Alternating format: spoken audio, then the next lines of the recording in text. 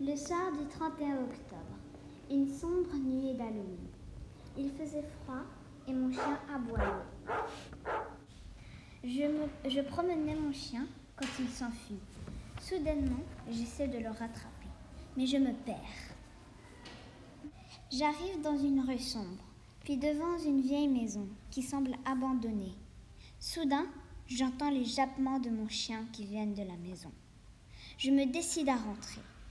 Le jardin a l'air de ne pas avoir été entretenu depuis très très longtemps. Quand je pose ma main sur la poignée, la porte s'ouvre toute seule. Par terre, je vois un journal qui a l'air d'avoir été écrit dans les années 1850. Il parlait d'un petit garçon qui a été assassiné dans ce quartier. Il y avait une hypothèse qu'il avait été assassiné ici même. Toute la maison était en désordre. Tout d'un coup, j'ai entendu le robinet couler. Puis, j'ai hésité avant d'entrer dans la salle de bain.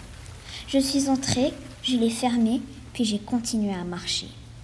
La lumière clignotait beaucoup. Le chemin s'arrêta. Puis, j'avais le choix entre la gauche ou la droite. Je choisis la droite. C'était tellement poussiéreux que j'ai éternué. Je vois une vieille armoire où est placé un vieux téléphone. C'est alors que le téléphone sonne. Il me fait sursauter. Je ne voulais pas répondre, mais il sonnait de plus en plus fort. Je réponds et j'entends « à la salle de bain » attend une mauvaise surprise. Je lâche le téléphone et je cours à la salle de bain le plus vite possible. Sur le rideau de la baignoire était écrit en rouge « Regarde ». J'ouvre et je vois mon chien qui est mort. Finalement, je m'aperçus que le mot « regarde » était écrit avec le sang de mon toutou.